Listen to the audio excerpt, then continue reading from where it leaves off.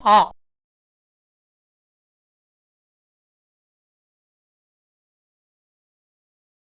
ஆ.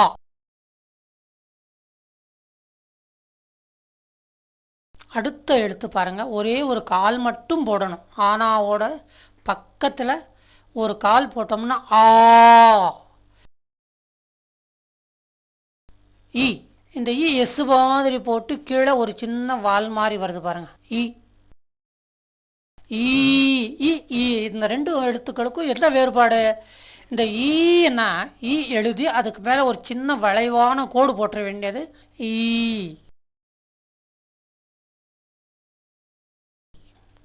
உ. ஊ. இந்த ஊ இந்த ரெண்டுக்கும் என்ன வேறுபாடுன்னா, ஊ சைடில் எந்த விதமான வளைவான கோடு இல்லை. ஆனால் ஊ எழுதும்போது ஒரு சின்ன வளைவான கோடு ஒன்று போட்டுற வேண்டியது ஊ. ரு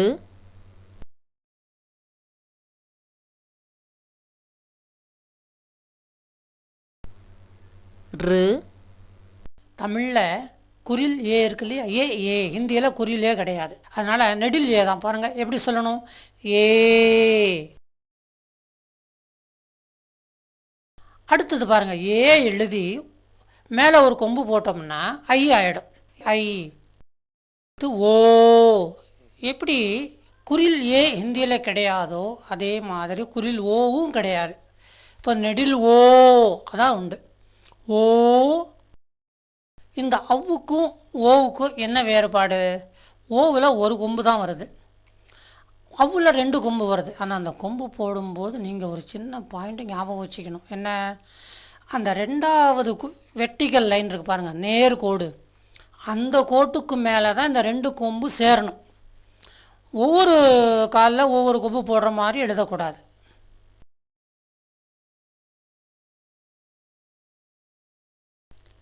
அடுத்த எழுத்து அம். ஆ மேலே ஒரு புள்ளி அம். அடுத்தது ஆவுக்கு வலது பக்கம் மேலே ஒரு புள்ளி கீழே ஒரு புள்ளி. ஆஹா, இது பெரும்பாலும் மந்திரம் உச்சரிக்கும் பொழுது வரக்கூடிய உச்சரிப்பு. இப்போ முதல் எழுத்து பாருங்க, க. கே ஏ க. அந்த உச்சரிப்பு வச்சுக்கிங்களேன், கருப்பு. அடுத்தது பாருங்க, க. இது வந்து ரெண்டு எழுத்துக்களுடைய சேர்க்கை. க. இந்த கே ஹெச்ஏ வர்ற மாதிரி க. எப்படி சொல்லணும்? க. சொல்லி பழகுங்களேன். க. அந்த ஹா உச்சரிப்பு வரணும். முதல் எழுத்து க, அடுத்த எழுத்து க. இப்போ மூணாவது எழுத்து பாருங்கள், தொண்டையிலிருந்து வெளியே வரும். க. கானம் சொன்னோம் இல்லையா?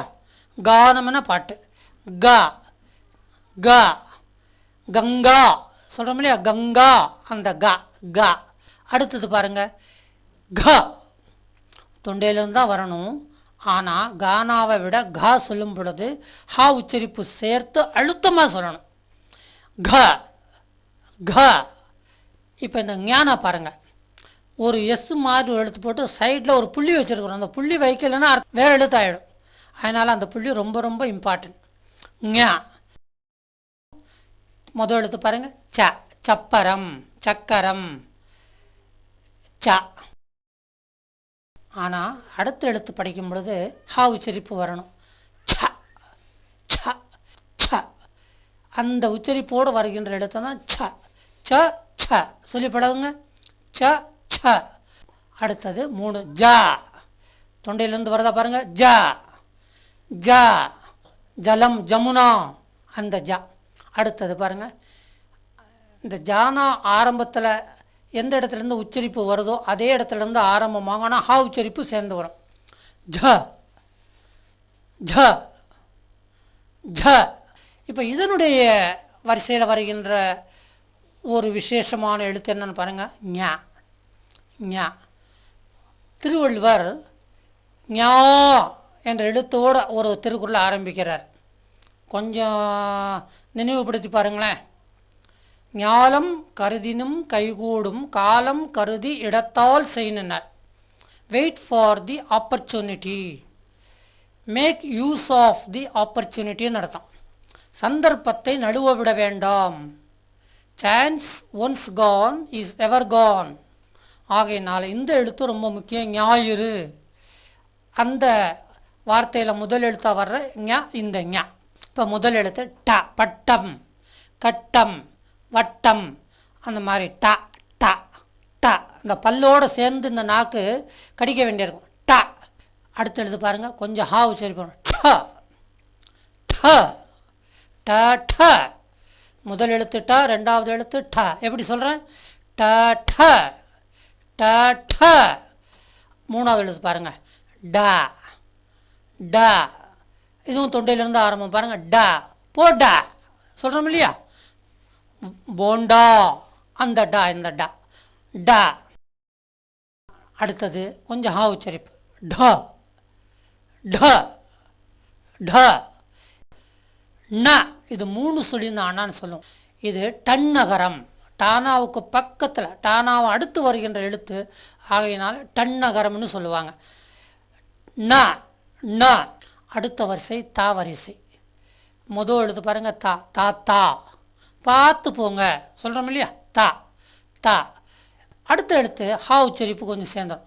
த. எப்படி? த த த த த. மூணாவது எழுத்து பாருங்கள், த த. தொண்டையிலிருந்து ஆரம்பம். த. நாலாவது எழுத்து த. அந்த ஹா உச்சரிப்பு சேர்ந்து வருது பாருங்கள், தொண்டையிலிருந்தே புறப்படணும் உச்சரிப்பு. த ந. இது ரன்னகரம். 2 சொல்லியிருந்தானா ந. இப்போ இதோட இதுக்கு நகமுக்கு வர்ற நானா கூட இதுக்கு தான் வரும். அடுத்தது பா வரிசை. ப. பாப்பா பருப்பு சொல்கிறோம் இல்லையா? பா பா படம் பா. இதோட ஹாவ் சேர்த்தோம்னா ரெண்டாவது எழுத்து பா பா. பிஹெச்ஏ, எஃப்ஏ கிடையாது, பிஹெச்ஏ பா பா பா பா பா. அடுத்தது மூணாவது எழுத்து பாருங்கள், இதுவும் தொண்டையிலேருந்து ஆரம்பம். கொஞ்சம் நல்லா அழுத்து சொல்கிறோம். பா. பம்பாய். இப்போ மும்பைன்னு சொல்கிறோம். பா பா. அடுத்த எழுத்து பாருங்கள், நாலாவது எழுத்து. இது பிஹெச்ஏ பா பா பா. அடுத்த எழுத்து மா. இந்த பானாவும் மானாவும் பார்க்குறதுக்கு ஒரே மாதிரி தெரியுது பாருங்கள். ஒரு சின்ன வேறுபாடு. பாவில் ஒரு சின்ன சுழியோடு எழுதுகிறோம், அந்த சுழி இங்கே இல்லை மானாவில். மா. யா யா. ரொம்ப சிம்பிள் பாருங்கள். யா ரா. ஹிந்தியில் ஒரு ரா தான் இருக்குது. தமிழில் சிறப்பு அந்த ரா ஒரு வரும் இல்லையா? அந்த ரா ஹிந்தியிலே கிடையாது. ரா. அடுத்தது பாருங்கள், லா. தமிழில் 3 லா இருக்குது. லா ல லோ இல்லையா? பழம் அந்த லானா ஹிந்தியில் இல்லை. பள்ளம் அந்த லானாவும் இல்லை. ரொம்ப சாதாரணமாக உச்சரிக்கக்கூடிய லா. லவ் சொல்கிறோம் இல்லையா? லவ் லா அந்த லா. வா வா. இப்போ எரலவ எப்படி சொல்லலாம்? எரலவ. இங்கே முதல் எழுத்து ஷா. இந்த நாக்கை அழுத்தி கொஞ்சம் ஓசையோடு சொல்லணும். ஷா. எப்படி சொல்லணும்? ஷா. ஒரு உதாரணம் சொல்கிறேன். ஷங்கர். ஷங்கர்னு உச்சரிக்கும் பொழுது ஷா. எப்படி? ஷா. அந்த நாக்கை மேலே இருக்கிற பல்லுனால அழுத்துறோம். ஷா ஷா. அடுத்த எழுத்து பாருங்கள், ஷா. உஷா புஷ்பம் சொல்கிறோம் இல்லையா? அந்த ஷா இது. அப்போது இந்த 2 ஷாவுக்கும் என்ன டிஃப்ரென்ஸ்னா, ஷா முதல் ஷாவை கொஞ்சம் நேரம், அதாவது 1 செகண்டு அதிகமாக அழுத்தணும் உச்சரிக்கும் போது. அடுத்த எழுத்து ஷா சொல்லும்போது அவ்வளோ அழுத்தம் தேவையில்லை, பாதி அழுத்தம் தான். மறுபடியும் சொல்கிறேன் பாருங்கள். ஷா ஷா ஷா ஷா ஷா ஷா சா. இந்த சங்கீதம் படிக்கிறவங்கெல்லாம் போன உடனே சரிகமா, இந்த சரிகமான்னு வருது பாருங்கள், அதனுடைய முதல் எழுத்து தான் இது சா. சா. இதுக்கு என்ன சொல்லுவோம்னா சரஸ்வதி சா. சரஸ்வதின்னு சொல்லும்போது இந்த சானா தான் வரணும். அடுத்தது பாருங்கள், ஹா. இப்போ பாருங்கள், இதெல்லாம் மெய்யெழுத்துக்களாக இருந்தாலும் கூட்டெழுத்துக்கள் வரிசையில் சேருது. முதல் எழுத்து பாருங்கள், ரொம்ப அற்புதமான எழுத்து. ஷ. எப்படி சொல்லணும்? இக்கன்னாவும் ஷானாவும் சேர்த்து சொல்கிற எழுத்து. க்ஷ எப்படி? க்ஷ க்ஷ. மீனாட்சி. அடுத்தது பாருங்கள், ரொம்ப சிம்பிள். த்ர த்ர எப்படி சொல்லணும்? த்ர. எழுதுறது ரொம்ப சிம்பிள் பாருங்கள். ஒரு கோடு போட்டு ரெண்டு மேலே ஒன்று கீழே ஒன்று எடுத்துடுறோம், அவ்வளோதான். த்ர. கியா கியா. இப்போ விஞ்ஞான், தமிழை விஞ்ஞானம்னு சொல்லிடுறோம். நீங்கள் தமிழை விஞ்ஞானம்னா யாருமே மறுத்து சொல்ல மாட்டாங்க. என்னென்னு பாருங்கள், விஞ்ஞான் அந்த இக்கனா வரணும். அந்த மாதிரி இந்த எழுத்து ரொம்ப விசேஷமான எழுத்து, விசேஷமான உச்சரிப்பை கொண்ட எழுத்து. கியா எப்படி சொல்லணும்? கியா. அடுத்தது பாருங்கள், இப்போ ஸ்ர ஸ்ரீன்னு சொல்கிறோம் பாருங்கள், ஸ்ரீமதி. அப்போது இந்த நாக்கை அழுத்தி உச்சரிக்கணும். இது ஸ்ர. உச்சரிப்பு விதிகள். இப்போ ஹிந்திலையும் ஆ, தமிழ்லையும் ஆ. இதுக்கு ஹிந்தியில் பாருங்கள் ஸ்வர்ன்னு சொல்கிறோம். ஸ்வர் இஸ் வா ரா. ஹிந்தியில் எப்படின்னு கேட்டிங்கன்னா கடைசி குறில் எழுத்து மேலெழுத்து மாதிரி உச்சரிக்கணும். ஸ்வர். ஸ்வரன்னு சொல்லக்கூடாது, அது சமஸ்கிருதத்தில் அப்படி சொல்லலாம். ஆனால் ஹிந்தியில் ஸ்வர். தமிழில் உயிர் எழுத்துக்கள். இப்போ கீழே பாருங்கள் ஆ, மறுபடியும் பின்னாடி அப்படியே நிறைய எழுத்துக்கள் வருது. முதல் எழுத்து ஆ. அகர முதல எழுத்தெல்லாம் ஆதி பகவன் முதற்றே உலகன்னார் இல்லையா வள்ளுவர். அந்த மாதிரி ஹிந்திலையும் முதல் எழுத்து ஆ. அடுத்த எழுத்து பாருங்கள், ஒரே ஒரு கால் மட்டும் போடணும். ஆனாவோட பக்கத்தில் ஒரு கால் போட்டோம்னா ஆ. ஏன் இதுக்கு உயிர் எழுத்துன்னு சொல்கிறோம்? வாயை திறந்த உடனே இந்த ஓசை வெளியே வந்துடும். நீங்கள் உதட்டுக்கு ஒரு விதமான வேலையும் கொடுக்க வேண்டிய அவசியம் இல்லை. அந்த ஓசை தொண்டையிலிருந்து ஆரம்பித்து வெளியே வருது. அதாவது ரொம்ப கஷ்டம் இல்லாமல் உச்சரிக்கிறோம். ஆ. இதுக்கு என்ன கஷ்டம் இருக்குது? இந்த மாதிரி கஷ்டம் இல்லாமல் வாயை திறந்தவுடன் ஒரு ஒலியை எழுப்பி இதற்கு என்ன எழுத்துன்னு சொல்லியிருக்கோம். அதுதான் உயிர் எழுத்துகள். ஆ. இ பாருங்க, இ. இந்த ஈ இருக்கே மூணாவது எழுத்து. இந்த ஈ எஸ் மாதிரி போட்டு கீழே ஒரு சின்ன வால் மாதிரி வருது பாருங்கள். இ தமிழில் பாருங்கள், இ உயிர் எழுத்துக்களில் மூணாவது எழுத்து இ. ஈ. இந்த ரெண்டு எழுத்துக்களுக்கும் என்ன வேறுபாடு? இந்த ஈன்னா ஈ எழுதி அதுக்கு மேலே ஒரு சின்ன வளைவான கோடு போட்டுற வேண்டியது தமிழில் ஈ. உ ஊ.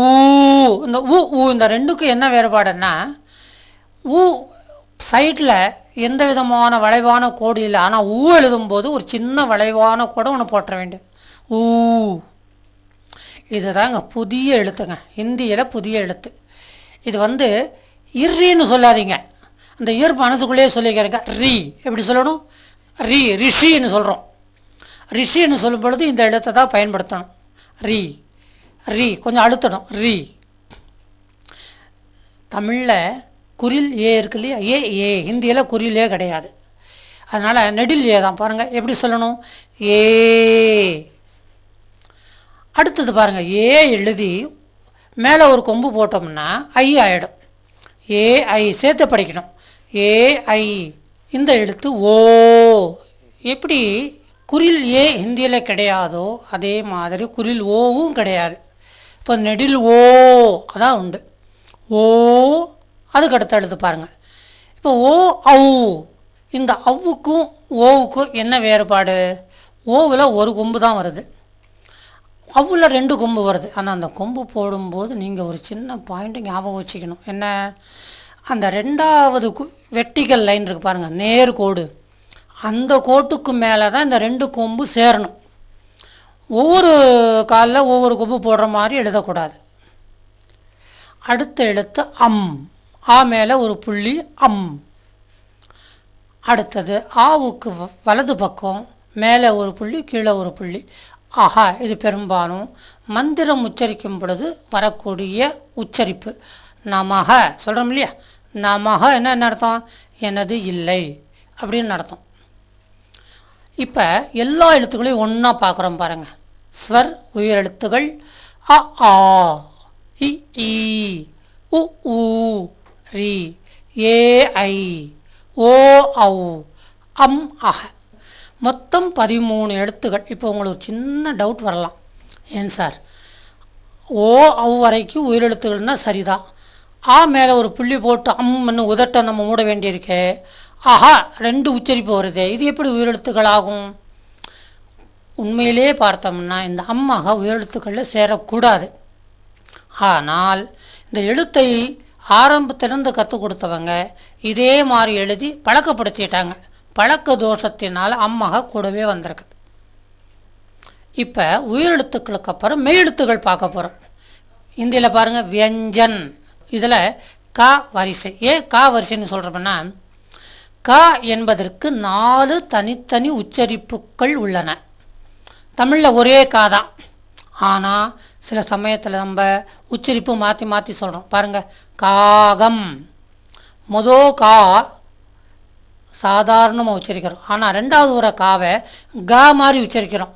காகம் அப்படி தானே சொல்கிறோம். காக்கம் சொல்கிறோமா?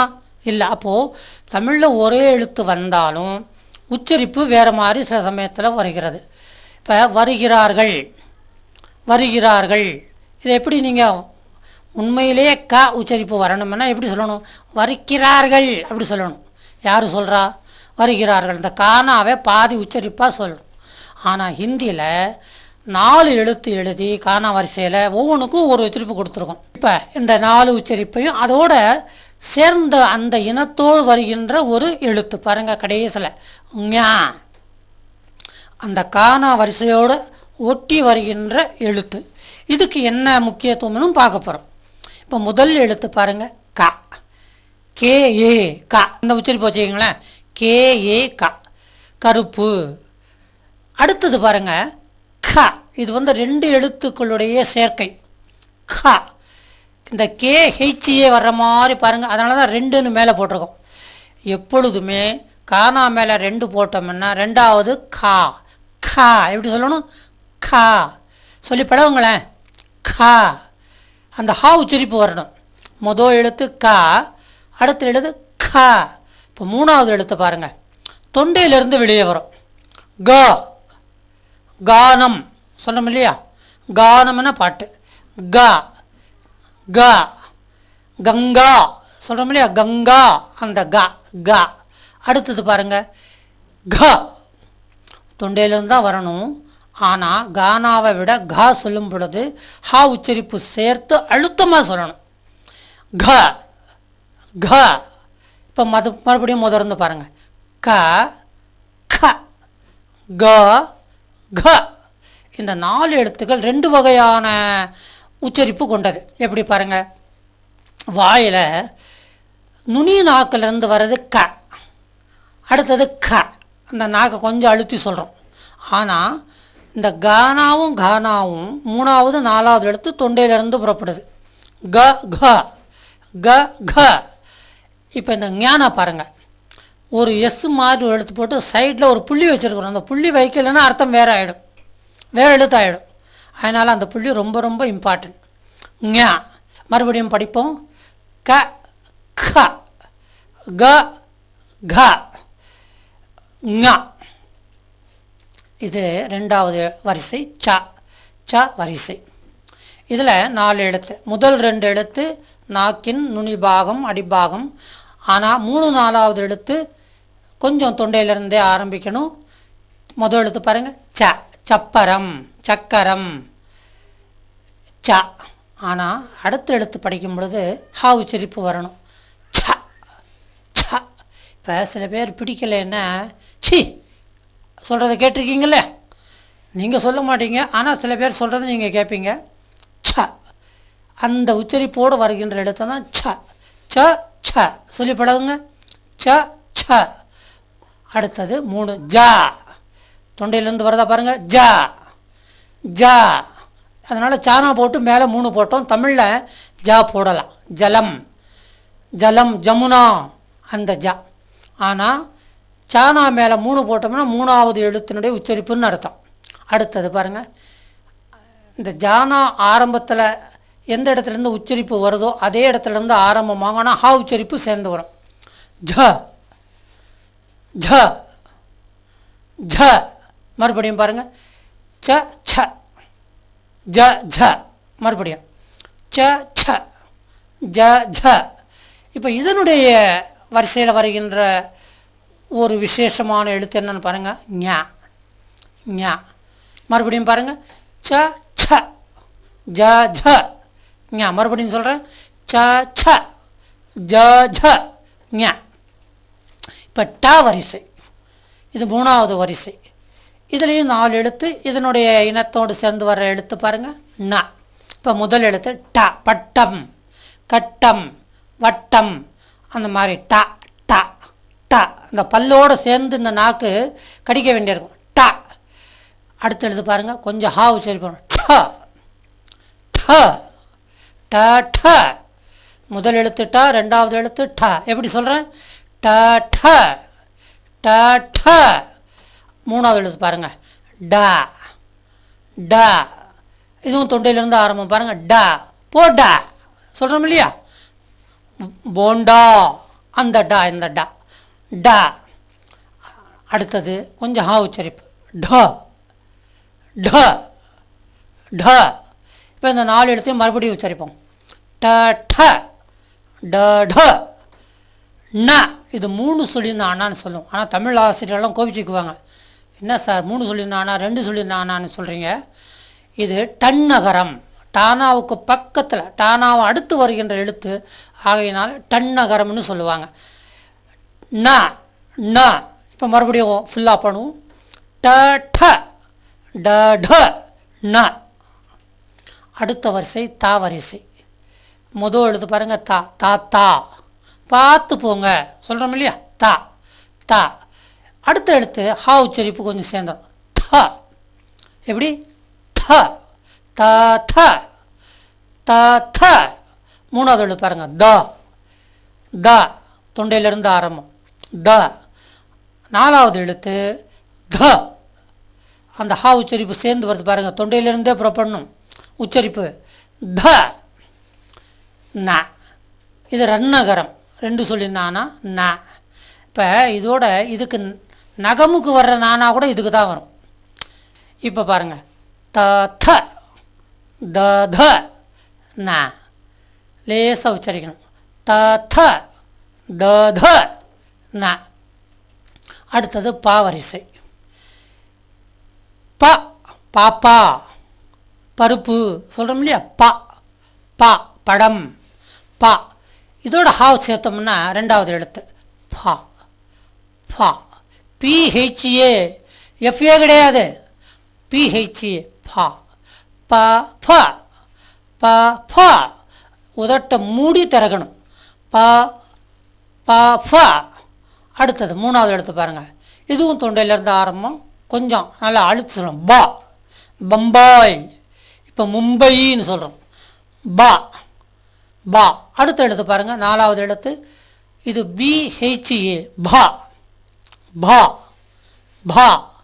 அடுத்த எழுத்து மா. இந்த பானாவும் மானாவும் பார்க்குறதுக்கு ஒரே மாதிரி தெரியுது பாருங்கள், ஒரு சின்ன வேறுபாடு. பாவில் ஒரு சின்ன சுழியோடு எழுதுகிறோம், அந்த சுழி இங்கே இல்லை மானாவில். மறுபடியும் பாருங்கள், ப ஃப ப ப மா. மறுபடியும் ப ஃப ப ப மா. இப்போ கா வரிசை, சா வரிசை, டா வரிசை, தா வரிசை, பா வரிசை. இந்த 5 வரிசைக்கு தான் ஒவ்வொரு எழுத்துக்கு 4 உச்சரிப்பு. இனிமே அந்த மாதிரி உச்சரிப்பு கிடையாது. யா ரா லா வா, யா யா. ரொம்ப சிம்பிள் பாருங்கள், யா. ஆனால் ஹிந்தியில் ஒரு ரா தான் இருக்குது, தமிழில் சிறப்பு அந்த ரா ஒரு வரும் இல்லையா, அந்த ரா ஹிந்தியிலே கிடையாது, ரா. வெறும் இந்த ரா தான் இருக்குது. அடுத்தது பாருங்கள், லா. தமிழில் 3 லா இருக்குது, லா ல லோ இல்லையா. பழம் அந்த லானா ஹிந்தியில் இல்லை, பள்ளம் அந்த லானாவும் இல்லை. ரொம்ப சாதாரணமாக உச்சரிக்கக்கூடிய லா. லவ் சொல்கிறோம் இல்லையா, லவ் லா, அந்த லா. வா வா. இப்போ எரலவ எப்படி சொல்லலாம், எரலவ. அடுத்தது பாருங்கள், இங்கே முதல் எழுத்து ஷா. இப்போ உங்களுக்கு சின்ன டவுட் வரும், சார் சா வரிசை நீங்கள் சொல்லிக் கொடுக்கும் பொழுது சான்னு சொன்னீங்க, இதுக்கும் சான்னு எழுதிருக்கீங்களே என்ன சார். இது வடமொழி எழுத்துக்கள் ச.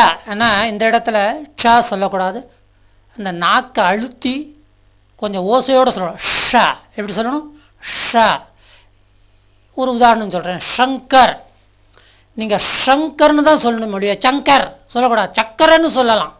ஆனால் ஷங்கர்னு உச்சரிக்கும் பொழுது ஷ எப்படி ஷ அந்த நாக்கை மேலே இருக்கிற பல்லுனால அழுத்துறோம்.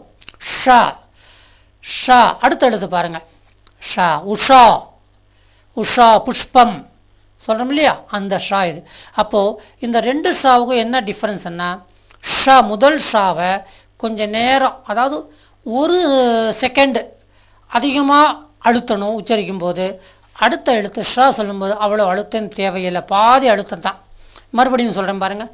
ஷ ஷ ஷ ஷ ஷ ஷ. ஆனால் 3வது எழுத்து கண்டிப்பாக இந்த 2 எழுத்துக்கும் சம்மந்தமில்லாத உச்சரிப்பு ச. இந்த சங்கீதம் படிக்கிறவங்கெல்லாம் போன உடனே பாட்டெல்லாம் பாட மாட்டாங்க, கீர்த்தனையெல்லாம் சொல்லிக் கொடுக்க மாட்டாங்க. சரிகமா, இந்த சரிகமான்னு வருது பாருங்கள், அதனுடைய முதல் எழுத்து தான் இது ச. ச இதுக்கு என்ன சொல்லுவோம்னா சரஸ்வதி சா, சரஸ்வதின்னு சொல்லும்போது இந்த சானா தான் வரணும். அடுத்தது பாருங்கள் ஹா. அதாவதுங்க இவ்வளவு நேரம் நீங்கள் எழுத்து படிச்சிங்க, உங்களுக்கு ஏதாவது ஒரு கவலை இருந்திருக்கும், என்னடா எல்லா எழுத்தையும் எப்படி ஞாபகம் வச்சுருக்கோன்னு. ஆனால் அந்த கவலை தீர்றதுக்காக இந்த எழுத்து எப்படின்னு கேட்குறீங்களா? இது ஒரு 4 தடவை சொல்லி பாருங்கள். ஹா ஹா ஹா ஹா ஹா ஹா ஹா ஹா ஹா. எப்படி இருக்குது? சிரிக்கிற மாதிரி இருக்குது. அதாவது உள்ளத்தில் அந்த கவலையை மறந்து வயிற்றில் இந்த தொப்புள் இருக்குது பாருங்கள், அங்கேருந்து ஓசை கிளம்பி வாய் வழியாக வெளியே வரும் பொழுது அந்த வைப்ரேஷனால் நம்முடைய கவலை தீருது. ஹா ஒரு தடவை சொன்னால் ஹா, இன்னொரு தடவை படிப்போம். ஷ ஷ ச ஹா. மறுபடியும் ஷ ஷ ச ஹா. இப்போ சேர்த்து சொல்கிறேன் பாருங்கள். ஷ ஷ ச ஹ ஷ ஷ ச ஹ. இப்போ பாருங்கள், இதெல்லாம் மெய்யெழுத்துக்களாக இருந்தாலும் கூட்டெழுத்துக்கள் வரிசையில் சேருது. முதல் எழுத்து பாருங்கள், ரொம்ப அற்புதமான எழுத்து மீனாட்சி. அந்த மீனாட்சி முந்தியெல்லாம் இப்படி தான் எழுதுவாங்க. இந்த கீழே இருக்கிற தமிழ் எழுத்து தான் போட்டு ஒரு மேலே ஒரு கொம்பு ஒரு சின்ன வளைவு போடுவாங்க. ஷி என்றது மீனாட்சி. பரீட்சை அப்போல்லாம் இந்த மாதிரி எழுதுவாங்க. தினமணி பேப்பரில் பார்த்திங்கன்னா இந்த எழுத்தை தான் பார்க்கலாம். அப்புறம் ஈவேரா பெரியார் எழுத்து சீர்திருத்தம் கொண்டு வந்த உடனே மாறிடுச்சு. இப்போ இட்டன்னா போட்டு சானா போடுறோம். மீனாட்சி பரீட்சை அப்படி எழுதுகிறோம். இந்த எழுத்து க்ஷ எப்படி சொல்லணும்? இக்கன்னாவும் ஷானாவும் சேர்த்து சொல்கிற எழுத்து க்ஷ. எப்படி க்ஷ க்ஷ. அடுத்தது பாருங்கள், ரொம்ப சிம்பிள். அங்கேயே பார்த்த உடனே படிச்சிருக்கீங்க. இத்ரன்னு த்ர. இத்ர சொல்ல வேண்டாம், த்ர எப்படி சொல்லணும்? த்ர. எழுதுறது ரொம்ப சிம்பிள் பாருங்கள். ஒரு கோடு போட்டு 2 மேலே 1 கீழே 1 எடுத்துடுறோம், அவ்வளோதான். த்ர. அடுத்தது பாருங்கள் ஷ. இப்போ சிரஞ்சீவியாக இருந்தார் அனுமார், ஒரு சிரஞ்சீவி, சிரஞ்சீவியாக இருந்தார். அப்போ சிரஞ்சீவியாக இருக்குன்னு சொல்லும் பொழுது நம்ம தமிழை சிரஞ்சீவி அந்த சானாவை சரஸ்வதி சானா மாதிரி மாற்றி சொல்கிறோம் உச்சரிப்பு. ஆனால் இது சங்கர் சானாவிலிருந்து வந்த ஷ்ர. அப்போ எப்படி சொல்லணும்? ஸ்ரஞ்சீவியாக இரு, ஸ்ரஞ்சீவியாக இரு. இப்போ ஷ்ர ஸ்ரீன்னு சொல்கிறோம் பாருங்கள். திரு என்பது தமிழில், திருமதி என்பது ஸ்ரீமதி, ஸ்ரீமதி. அப்போது இந்த நாக்கை அழுத்தி உச்சரிக்கணும். இது ஷ்ர ஷ்ர ஷ்ர ஸ்ரீமதி. இதை கொஞ்சம் சொல்லி பழங்குனீங்கன்னா உங்களுக்கு ஈஸியாக இருக்கும். அடுத்தது பாருங்கள் கியா. இப்போ இதாங்க பெரிய தகராறு. என்னன்னு கேட்டிங்கன்னா 3 ஞானம் வந்துருச்சு ஹிந்தியில். ஒன்று கியா, ஞப்போல் வளையன்னு சொன்னோம். அடுத்தது ஞாலம், அந்த ஞானம் வந்தது. இப்போ இந்த ஞானம் பழக்கத்தில் அதிகமாக இருக்குதுங்க. இதை எப்படி உச்சரிக்கணும்? இக்ஞான்னு சொல்லக்கூடாது. இந்த இ என்பதை எடுத்துகிட்டு சொல்லுங்கள் கியா கியா. இப்போ விஞ்ஞான், தமிழை விஞ்ஞானம்னு சொல்லிடுறோம். நீங்கள் தமிழை விஞ்ஞானம்னா யாருமே மறுத்து சொல்ல மாட்டாங்க. ஆனால் ஹிந்தியில் நீங்கள் ஹிந்திக்காரனோட பேசும்போதோ ஹிந்தி புஸ்தகம் படிக்கும் பொழுதோ நீங்கள் விஞ்ஞான்னா உங்களுக்கு உச்சரிப்பு தெரியலைன்னு அர்த்தம். ஹிந்திக்காரன் இதை கேட்டானா சிரிப்பான். யார் கற்றுக் கொடுத்தா? உங்களை தப்பு சொல்ல முடியாது, உங்களை கற்றுக் கொடுத்தார் இல்லையா, அந்த வாத்தியார் மேலே குற்றமாக இருக்கும். என்னென்னு பாருங்கள். விக்ஞான், அந்த இக்கனா வரணும். விக்ஞான். இப்போ தமிழில் நம்முடைய ஜனாதிபதி ஒருத்தர் இருந்தார், ஞானி ஜெயில்சிங். தமிழை எப்படி போடுவாங்க பேப்பரை? ஞானி ஜெயில்சிங்னு போடுவாங்க. இந்த ஞானி தமிழில் ஞானி என்பது ரொம்ப பாப்புலரான வார்த்தை, ஞானின்னு. ஆனால் ஹிந்தி உச்சரிப்பு என்னென்னா ஞானி கிடையாது, கியானி கியானி. அந்த மாதிரி இந்த எழுத்து ரொம்ப விசேஷமான எழுத்து, விசேஷமான உச்சரிப்பை கொண்ட எழுத்து கியா. எப்படி சொல்லணும்? கியா. மறுபடியும் இந்த நாளையும் சொல்லுவோமே, க்ஷ த்ர ஷ்ர கியா. இப்போ படித்த எழுத்துக்கள்லேயே சில எழுத்துக்கள் பார்க்குறதுக்கு ஒரே மாதிரி இருக்கும், உச்சரிப்பு மாறும். ஆகையெல்லாம் அதுக்கு ஒரு தனி தலைப்பே கொடுத்துருக்கோம் பாருங்கள். தோற்றத்தில் குழப்பமாக இருக்கும் சில எழுத்துக்கள். என்னென்ன எழுத்துன்னு பார்ப்போமா? முதல்ல இந்த ஃப்ரேம் பாருங்கள், ஆ. அப்புறம் மஞ்சள் கோட்டில் அந்த டிஃப்ரென்ஸு காட்டியிருக்கோம், ஆ. அதாவது ஆ எழுதி இன்னொரு கால் போட்டோம்னா ஆ ஆயிடும். அதே மாதிரி ஊ ஊ ஊடைய வயிற்றில் ஒரு சின்ன வளைவான கோட்டை போட்டோம்னா ஊ ஆயிடும். ஓ ஔ. இந்த ரெண்டு எழுத்துக்கு என்ன டிஃப்ரென்ஸ்? ஓ ஒரே ஒரு கொம்பு தான், ஆனால் அவ்வளோ ரெண்டு கொம்பு. இந்த ரெண்டு கொம்பும் ரெண்டாவது நேர்கோட்டின் மேலே வந்து முடியணும், கீழ்பாகம். ஓ ஔ. அதே மாதிரி கீழே பாருங்கள், இ ஈ. என்ன வித்தியாசம்? ஈயில் மேலே ஒரு சின்ன வளைவு கிடையாது, ஆனால் ஈ எழுதும் பொழுது ஒரு சின்ன வளைவு கொடு போட்டால் போதும். இந்த ஏஐ இந்த ரெண்டு எழுத்துக்களை என்ன வேறுபாடு இப்போ நீங்களே சொல்லிடுவீங்க. சார், ஏயில் மேலே கொம்பு கிடையாது, கீழே ஏ மேலே கொம்பு இருக்குது, அதான் ஏஐ. அடுத்தது பாருங்கள், மெய் எழுத்துக்களை என்ன பாருங்கள். ட மூணாவது ட, ட ட ட. இந்த ட. ஆனால் இந்த டானா எழுதி ஒரு சின்ன புள்ளி போட்டோம்னா அது ஞா ஆகிடும். இப்போ டானாவுக்கும் ஞாவுக்கும் ஒரு புள்ளி தான் வேறுபாட்டை காட்டுறது. கீழே பார்த்தீங்கன்னா ஜ ஜ. ஆனால் ஹா எழுதும்போது பாருங்கள் அதே மாதிரி தெரியுது, ஆனால் கொஞ்சம் மாறுபாடு இருக்குது இல்லையா? அடுத்தது ச. இது ச முதல் சானா, ஆனால் ஜ பாருங்கள் மூணாவது. அதனால் ஜ மேலே 3 போட்டிருக்கோம், ஜா. இந்த சானா மேலே 3 போட்ட பாரு நினச்சிக்கணும், ஜா. ஜலம் ஜமுனா சொன்னோம் இல்லையா, அந்த ஜா தான் இது. அப்புறம் இந்த இங்கேயா பாருங்கள், இக்ஞா விக்யான் சொன்ன பாருங்கள், விக்யான். அந்த இக்ஞா. ஆனால் இது வெறும் ஞா. இதுக்கு ஒரு சின்ன அப்படி யூ மாதிரி ஒன்று போட்டு ஒரு நேர்கோடு போட்ட வேண்டியது ஞா. அடுத்தது பாருங்க, ர. இந்த ர க ரெண்டாவது க எழுதும் பொழுது இந்த ரானாவை வானா எழுதி அந்த வானாவுக்கு கீழே அந்த ஒரு சின்ன சர்க்கிள் வந்து பாருங்கள், கீழே கொண்டு போய் ஜாயின் பண்ணிடணும். இது வந்து நாம் எழுதும் பொழுது ஜாயின் பண்ண வேண்டிய அவசியம் இல்லை. பிரிண்ட் லெட்டராக இருக்கும் பொழுது கண்டிப்பாக இந்த மாதிரி அவங்க இது ஜாயின் பண்ணியே வச்சுருப்பாங்க. அப்போ தான் உச்சரிப்புக்கு சரியான டைம் கிடைக்கும், உச்சரிப்புக்கு அந்த வேறுபாடு தெரியாது. இப்போ பாருங்கள், ர ஒரு எழுத்து, க 2 எழுத்துக்களுடைய ஒரு தொகுதி, சா. சா சரஸ்வதி சானா சா. இது வந்து ஷ ஷங்கர் ஷங்கர், அந்த ஷ. இப்போ ட பாருங்கள், ட எழுதி கீழே ஒரு ரவுண்டு போட்டோம்னா ட ஆகிடும், அதான் 4வது ட. ட ட ட ட ட ட ட ட. அடுத்தது பாருங்கள், மொதல் டானா எழுதி கீழே கொஞ்சம் இழுத்து விட்டோம்னா த ஆகிடும், 3வது த. ட ட ட ட. அந்த வரிசையை படிச்சிங்க. அதில் முதல் எழுத்து ட, 4வது எழுத்து ட, மேலே அந்த 2 எழுத்தும். ஆனால் அடுத்த வரிசை த த த த, அதில் 3வதாக வர்றது த. இப்போ இந்த கானாவையும் ஃபானாவையும் பாருங்கள், என்ன வித்தியாசம்? இந்த கானா நடுவில் ஆரம்பமாகுது, ஃபானா மேலேருந்து ஆரம்பம், கோட்டு மேலேருந்து ஆரம்பம். பார்த்தீங்களா? க ஃபா. இது 2வது ஃபா, பிஹெச்ஏ, உதட்ட மூடி திறக்கணும், ஃபா. அடுத்தது பாருங்கள், யா. ஆனால் இந்த யானாவில் ஆரம்பிக்கும் போது ஒரு சின்ன ரவுண்டு போட்டோம்னா தா ஆகிடும், தா. ஆனால் மேலே கோடு போடும்போது ரொம்ப ஜாக்கிரதையாக இருக்கணும். யானாவில் மேலே ஃபுல்லாக கோடு போடுறோம், தானாவில் இந்த நேர்கோட்டுக்கு மேலே மட்டும் மேல் கோடு போடுறோம். பா 3வது பா, பா ஃபா பா பா. இந்த பானாவில் நடுவில் ஒரு கோடு இருக்குது பாருங்கள், அந்த கோட்டை எடுத்துட்டோம்னா வா ஆகிடும், பா வா. என்ன வித்தியாசம்? நடுவில் இருக்கிற கோடு வானாவில் இல்லை, அவ்வளோதானே. அடுத்தது பாருங்கள், ப ஷா, புஷ்பம் ஷானா. இது இந்த பானா எழுதி ஒரு கிராஸ் பண்ணோம்னா, சின்ன கோடு கிராஸ் பண்ணோம்னா ஷா ஆகிடும். ப மா. பானாவில் ஒரு சின்ன ரவுண்டு இருக்குது மேலே, மானாவில் அது கிடையாது. மானாவில் மேற்கோடு பாருங்கள் ஃபுல்லாக வந்திருக்கும், ஆனால் பாவில் அந்த நேர்கோட்டுக்கு மேலே மட்டும் மேல்கோடு போடணும், ப மா. இப்போ உயிர்மெய் எழுத்துக்கள் பார்க்க போகிறோம். இப்போ இந்த வரிசையில் நீங்கள் என்ன பார்க்க போகிறீங்கன்னா, உயிர்மெய் எழுத்துக்கள் உச்சரிக்கும் பொழுது அந்த எழுத்துக்களை எழுதும் பொழுது எந்த விதமான வேறுபாட்டை வச்சு எழுதுகிறோம், அந்த வேறுபாட்டினால் உச்சரிப்பு எப்படி மாறுது என்பதற்காக தனியாக இதை காட்டியிருக்கோம். இப்போ பாருங்கள், ஆ. இப்போ ஒரு எழுத்து கா, கான்னு சொல்லும் பொழுது இக்கு ப்ளஸ் ஆ, இக்கு ப்ளஸ் ஆ கா.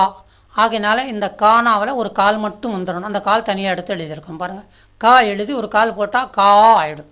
கீழே பார்த்தீங்கன்னா அந்த சேருகின்ற தனியான ஒரு வடிவத்தை இங்கே கீழே ஒவ்வொரு கட்டத்தில் காட்டிகிட்டே வந்துருக்கணும்.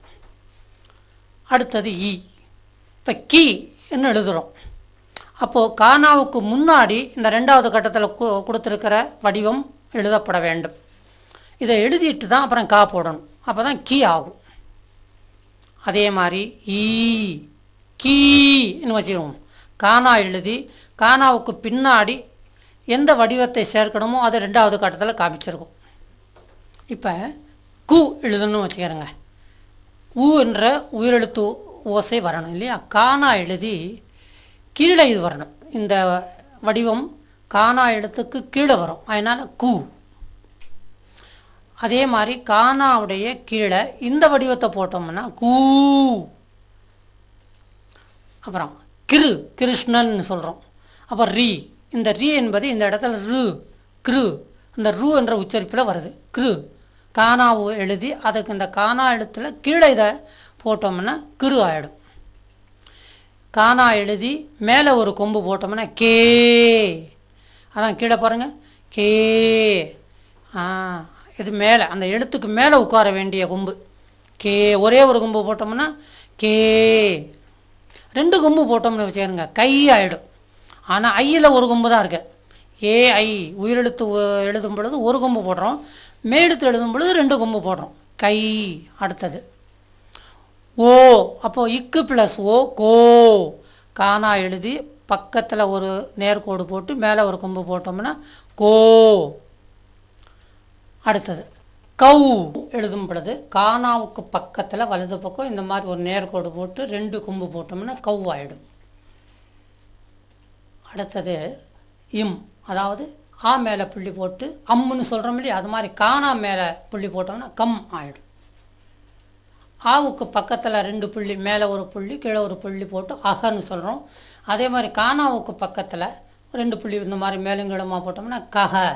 அதாவது எந்த மெய்யெழுத்தானாலும் அதை இந்த கக்கா கிக்கின்னு வந்த வரிசைப்படுத்தி எழுதும் பொழுது, உயிர்மெய் எழுத்து வரிசையில் எழுதும் பொழுது எந்த வடிவத்தை சேர்த்தா எழுத்தினுடைய உச்சரிப்பு மாறுது, எழுத்து மாறுது என்பதற்காக இந்த ஃப்ரேம் உங்களுக்கு காட்டப்பட்டது.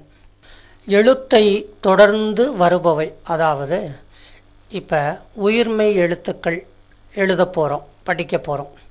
எழுதும்போது ஒவ்வொரு எழுத்தை தொடர்ந்து, அதாவது ஒவ்வொரு எழுத்துக்கு பின்னால் எந்த குறி வந்தால் அதனுடைய உச்சரிப்பு மாறுகிறது என்பதை பார்க்க போகிறோம். இப்போ ஆ பக்கத்தில் ஒரு கால் போட்டோம்னா ஆ ஆயிடுது. அந்த கால் மட்டும் தனியாக காட்டியிருக்கோம் பாருங்கள். ஒரு கட்டத்தில் ஆக்கு பின்னாடி ஒரு கால் போட்டோம்னா ஆ. இப்போ ஈ. இந்த ஈக்கு பின்னாடி பாருங்கள், ஈ எழுதி மேலே ஒரு வளைவு கோடு போட்டால் ஈ. ஆனால் கக்கா கிக்கி, பப்பா பிப்பி, தத்தா தித்தி, இந்த மாதிரி கி சி தி பி இந்த மாதிரி வரும் பொழுது அந்த உச்சரிப்பை தரக்கூடிய வடிவம் என்ன பாருங்கள். அடுத்த கட்டத்தில் இருக்கிறது பாருங்கள். இதுதான் அந்த ஒரு முதல் எழுத்து எழுதி பின்னாடி இந்த வடிவத்தை போட்டால் அதற்கு பி தி கி இந்த மாதிரி ஓசை வரும். ஏ.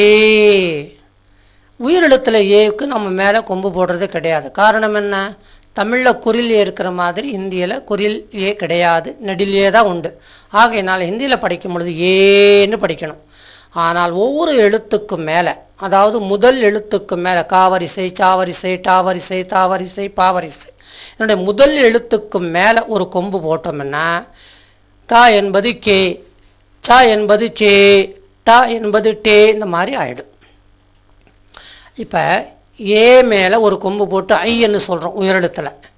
ஆனால் மெய் எழுத்துக்களோடு முதல் எழுத்துக்களோடு 2 கொம்பு மேலே போட்டோம்னா அது ஐ என்ற உச்சரிப்பை தரக்கூடிய எழுத்தாக மாறிவிடும். எப்படி பாருங்கள், கா எழுதி 2 கொம்பு மேலே போட்டோம்னா கை, சா எழுதி மேலே 2 கொம்பு போட்டோம்னா சை.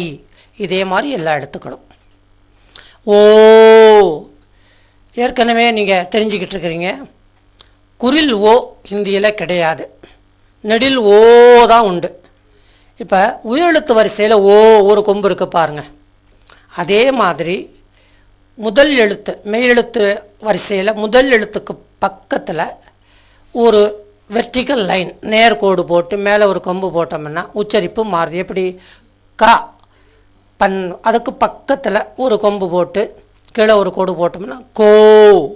சாவுக்கு பின்னாடி இந்த வடிவத்தை போட்டோம்னா சோ. டாவுக்கு பின்னாடி இந்த வடிவத்தை போட்டோம்னா டோ. அடுத்தது பாருங்கள், ஔ. அதாவது உயிரெழுத்து வரிசையில் அ ஆ இ ஈ உ ஊ ரி ஏ ஐ ஓ ஔ. இங்கே 2 கொம்பு மேலே இருக்குது பாருங்கள். இந்த 2 கொம்பும் நேர்கோட்டு மேலே வந்து தான் முடியும். ஒவ்வொரு கொம்பும் ஒவ்வொரு நேர்கோட்டின் மேலே வந்து விழக்கூடாது. ஆகையினால் மெய்யெழுத்துக்கள் வரிசையில் க ச ட த ப ய ர ல வ ஷ ஷ ச ஹ ஷ த்ர ஞ ஷ்ர எல்லா எழுத்துக்கள்லேயும் பக்கத்தில் இந்த ஒரு நேர்கோடு போட்டு 2 கொம்பு போட்டோம்னா உச்சரிப்பு அவு மாறி வரும். எப்படி, கானாவுக்கு பக்கத்தில் இந்த வடிவத்தை போட்டோம்னா கவ், சானாவுக்கு பக்கத்தில் போட்டோம்னா சௌ, டானாவுக்கு பக்கத்தில் போட்டோம்னா டௌ. இப்போ அஹ 2 புள்ளி, மேலே ஒரு புள்ளி கீழே ஒரு புள்ளி. நீங்கள் மெய்யெழுத்துக்கள்லாம் எழுதுங்க, பக்கத்தில் இந்த 2 புள்ளி போட்டுக்கிட்டே போங்க, உச்சரிப்பு மாறிக்கிட்டே போங்க. எப்படி பாருங்கள், கஹ சஹ டஹ தஹ பஹ, அந்த ஹா ஹா என்ற உச்சரிப்பு வரும். அடுத்தது இது குறில் எழுத்திற்கு முன்னால் வருபவை. இது வரைக்கும் என்ன பார்த்தோம், எழுத்தை தொடர்ந்து வருபவை அல்லது எழுத்திற்கு பின்னால் வருபவை. இது எழுத்திற்கு முன்னால் வருபவை. இப்போ குறில் ஈ, அதே மாதிரி கக்கா கி, குறில் கி எழுதும் பொழுது கா எழுதிக்கணும், அந்த காவுக்கு முன்னாடி இந்த வடிவத்தை போடணும். இப்படி போட்டோம்னா கீன்னு ஆகிடும். அதே மாதிரி எழுத்திற்கு கீழ் வருபவை, இப்போ ஊ இருக்குது, ஆ ஆ இ ஈ உ. இதே மாதிரி கா எழுதி அந்த காவில் நடுவில் ஒரு கால் வரும் இல்லையா, அந்த காலில் கீழே இருந்து இந்த வடிவத்தை போட்டோம்னா கூ ஆகிடும். கு சு டு து பு, இந்த மாதிரி ஓசை மாறும். இப்போ பாருங்கள், ஊ அ ஆ இ ஈ உ ஊ. இப்போ இது கூட எழுத்துக்கு கீழே தான் எழுதணும். கக்கா கிக்கி கு கு கூ. அப்போது கானா எழுதி இந்த வடிவத்தை போட்டோம்னா கூன்னு ஆகிடும். ரீ, இப்போ ரீன்னு பாருங்கள், ஒரு சின்ன யூ மாதிரி கீழே போடுறோம் இல்லையா, படுத்துருக்கிற ஈ மாதிரி இந்த யூ மாதிரி போடுறோம். இப்போ கக்கா கிக்கி குக்கு கிரு இல்லையா, கானா போட்டு அந்த கானாவுக்கு நடுவில் ஒரு கோடு நேர்கோட்டு கீழே இந்த வடிவத்தை போட்டோம்னா கிரு, கிருஷ்ணன் எழுதுகிறோம் இல்லையா, அப்போ இந்த கிரு தான் எழுதணும். இப்போ பாருங்கள், எழுத்திற்கு மேல் வருபவை. இப்போ ஏ, அப்போ ஒரு கொம்பு வந்து எப்போ போடணும், எங்கே போடணும், இந்த எழுத்துக்கு மேலே போட்டோம்னா கே சே டே இந்த மாதிரி வரும். அதே மாதிரி 2 கொம்பு போட்டோம்னா இந்த ஐ உச்சரிப்பு தரும். கை சை டை தை பை, இந்த மாதிரி 2 கொம்பு போட்டோம்னா வரும். அது எழுத்துக்கு மேலே போட வேண்டிய இருக்குது. இன்னொன்று ஓ, அப்போது கோ சோ டோ, இதுக்கெல்லாம் எழுத்துக்கு மேலே அந்த கொம்பு வருது. அடுத்தது 2 கொம்பு போடுறோம். இப்போ அவு மாதிரி கவு 2 கொம்பு போடுறோம். சௌ டௌ தௌ, இந்த வரிசையில் இது வருது. அடுத்தது பாருங்கள், ஆ எழுதி மேலே ஒரு புள்ளி வச்சோம்னா அம். அதே மாதிரி கானா எழுதி மேலே ஒரு புள்ளி வச்சோம்னா கம். சானா எழுதி மேலே ஒரு புள்ளி வச்சா சம். இதே மாதிரி எல்லா எழுத்துக்கும். உச்சரிப்பு விதிகள். வார்த்தையின் கடைசியில் நெடில் ஒலி வராவிட்டால், அதாவது குறில் ஒலி வந்தால் கடைசியில் உள்ள ஆ உச்சரிக்கப்படுவது இல்லை. ஆனால் கடைசி எழுத்து மெய்யெழுத்தாக உச்சரிக்கப்படுகிறது. ஞாபகம் வச்சுக்கிறேங்க. கா மா பாருங்கள், இது மாவை இம்மன்னு ஆக்கிக்கணும், மெய்யெழுத்து மாதிரி ஆக்கணும். காம், அதான் தமிழில் பாருங்கள் காம். இதுக்கு அர்த்தம் என்ன, பனி. அதே மாதிரி அடுத்த வார்த்தை பாருங்கள், ரா தா. இந்த தானாவை இத்தனை மாதிரி ஆக்கி படிக்கணும். ராத், ராத் இரவு. 3 எழுத்து சொற்களில் நடு எழுத்து குறிலாகவும் கடைசி எழுத்து நெடிலாகவும் வந்தால் நடு எழுத்து ஆ ஒலி நீக்கப்பட்டு மெய்யெழுத்து போல் உச்சரிக்கப்படும். இப்போ இந்த எக்ஸாம்பிள் பாருங்கள், கம்ரா, க ம ரா அப்படி தானே சொல்கிறோம். ஆனால் கமரான்னு சொல்லக்கூடாது. கடைசி எழுத்து நெடில் எழுத்தாக வந்திருக்குது, நடு எழுத்து குறில் எழுத்தாக வந்திருக்கிறதுனால இந்த நடுவில் வந்த குறில் எழுத்தை மெய்யெழுத்தாக மாற்றி உச்சரிக்கணும். கம்ரா அறை, கப்டா துணி. அந்த உச்சரிப்புக்காக நீங்கள் நடுபாகத்தை பார்த்துக்கணும். அப்புறம் அதனுடைய அர்த்தம் கொடுத்துருக்குறோம். அடுத்து வார்த்தையின் கடைசி எழுத்து கூட்டெழுத்தாக வந்தால் அது முழுவதுமாக உச்சரிக்கப்படும். இப்போ பாருங்கள், எக்ஸாம்பிள் பாருங்கள், தத்திய, தத்திய. இந்த யா என்பது முழுசாக உச்சரிக்கிறோம். சார் கடைசி எழுத்தை பேழுத்தாக உச்சரிக்கணும்னா தத்தி சொல்ல முடியுமா? இந்த இடத்துல சொல்லக்கூடாது. ஏன்னா முன் எழுத்து வந்து பாதி எழுத்து வந்திருக்குது. ஆகையினால இதை எப்படி உச்சரிக்கணும்? தத்திய செய்தி. கர்த்தவ்ய, இந்த இவ் வந்து யா வந்திருக்குது. க மேலே அந்த சின்ன வளைவுக்கு இருன்னு அர்த்தம். கர்த்தவ்ய, கர்த்தவ்யன கடமை. 4 எழுத்து சொற்களில் 2வது மற்றும் 4வது எழுத்துக்கள் குறிலானால் அவை மெய்யெழுத்து போல் உச்சரிக்கப்படும். இப்போ கீழே 2 எக்ஸாம்பிள்ஸ் கொடுத்துருக்குறோம். இப்போ ப ச ப ந, இந்த 2வது எழுத்தையும் 4வது எழுத்தையும் நம்ம மெய்யெழுத்து மாதிரி உச்சரிக்கணும். பச்பன், பச்பன் குழந்தை பருவம். அதே மாதிரி அடுத்த எழுத்து பாருங்கள், ச ர க ச, சர்க்கஸ், சர்க்கஸ். 5 எழுத்து சொற்களில் 2, 3, 5ஆம் எழுத்துகள் ஆவில் முடியும் உயிர்மெய் எழுத்தாக அமைந்தால் 2, 3ஆவதில் ஏதாவது ஒரு எழுத்தும் தங்களது ஆ ஒலியினை தவிர்த்து ஒலிக்கும்.